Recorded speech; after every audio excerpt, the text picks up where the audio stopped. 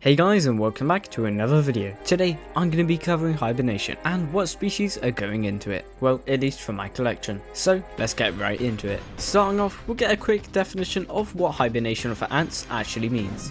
Hibernation, commonly known as diapause, is where ants slow down their body systems and to store fat so they can survive the winter. Ants create a chemical that prevents ice crystals from forming inside their bodies, and they also stay warm by huddling together in groups. This is why you may see towards the winter months a lot of ants just sort of cuddling together. They also stay deep underground so they can keep their warmth in the nest or under rocks or bark where the sunlight is. However, in England there is no sunlight. During the winter, a lot of ants just close up their nest entrance, so nothing can get in. Do note that each species is different, and their hibernation varies. Hibernation also only really happens in places that get cold, so places that are tropical and stay warm all year round don't have hibernation.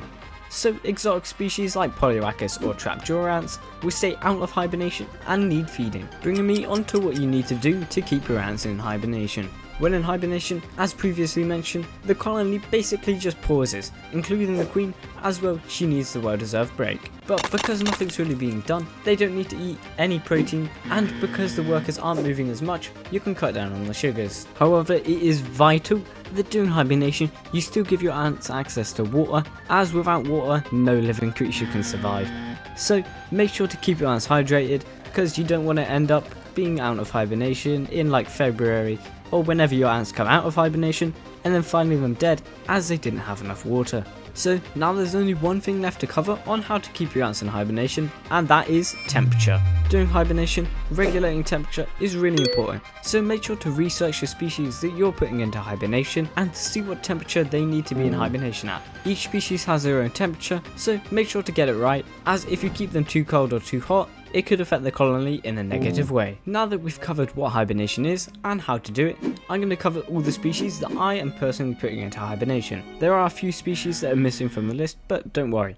Starting off with some of my favourites, Chromatigaster scutellaris, also known as the acrobat ant or the valentine ant. Then we have my Temnothorax colony, also known as acorn ants. These guys are tiny and absolutely adorable. Next up we have Formica cunicularia. These guys have had a bit of a dive before the winter, so they definitely need hibernation. Hopefully by the start of the next year they should start growing again, but you know, you can never tell with these guys. Next up we have the Lasius niger, of course. Then I have Fidoli puladula. These guys have got their first majors, so I feel like they're a good place to where they can go into hibernation as a healthy colony. Next up we have Camponotus currentatus. This girl is still only a queen, so hopefully she can make it through hibernation and get some workers by next spring. Then we have some of the bigger colonies. Starting off we have Mesobarbarus. These guys have been around for nearly 2 years now. They've had elates a lot and they're just doing really good. They should go through hibernation absolutely fine, and they've got loads of seeds, so if they do need it, they have them available.